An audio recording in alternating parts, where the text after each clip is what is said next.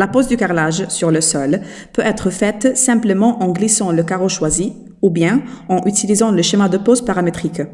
On en a à peu près 300 à notre disposition, des plus simples à ceux créés avec les fabricants de carrelage sur mesure pour leurs produits. Dans ce cas, on utilise un schéma de pose en décalé sur lequel on peut placer jusqu'à 2 carreaux différents rectangulaires. Le schéma s'adapte aux dimensions des carreaux. On a le contrôle de toutes les caractéristiques de la pose. Par exemple, on peut modifier l'origine et la direction de la pose, mais aussi la couleur et la dimension des joints. Celle-ci peut être aussi remplie par un des matériaux du menu.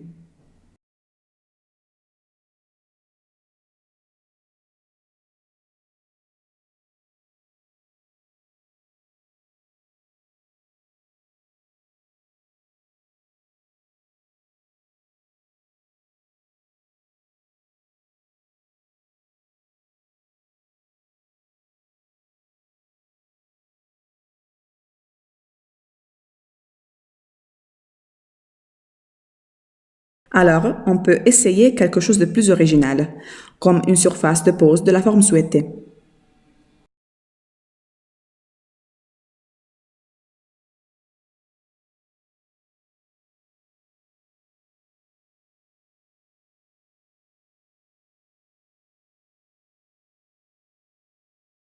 Sur cette surface, on pose un carreau stonalisé avec plusieurs décorations.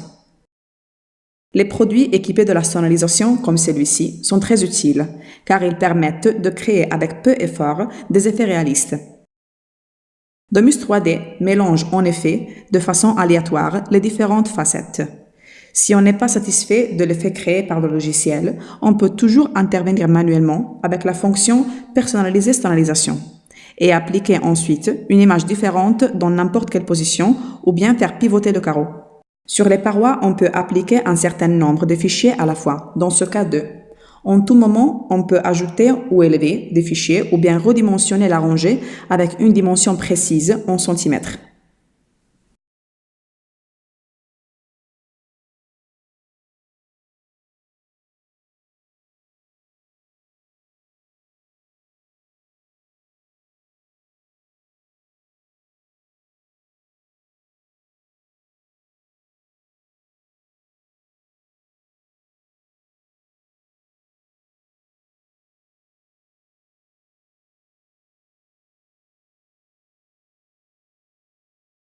Les différentes rangées peuvent être déplacées en haut ou en bas, les unes par rapport aux autres, ou bien modifiées avec l'insertion d'un nouveau carreau.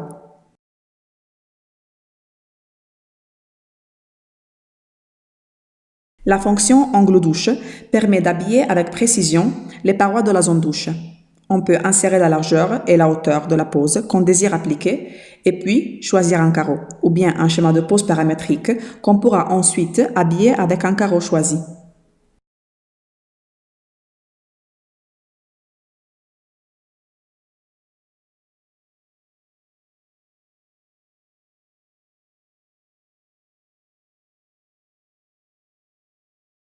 Maintenant, on peut penser à des variantes de revêtement. On peut le faire sans effort en copiant la pièce avec tout son contenu et ensuite apporter les modifications.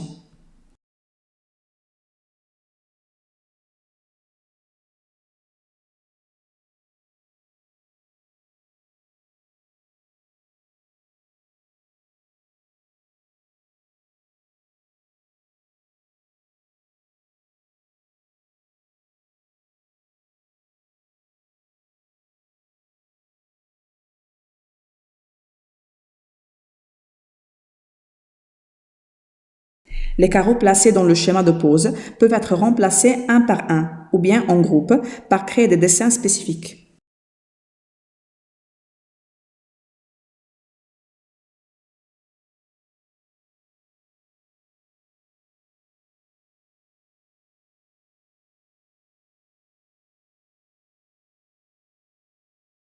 Une fois que la paroi est habillée avec une pose satisfaisante, on peut la copier et la coller sur une autre paroi.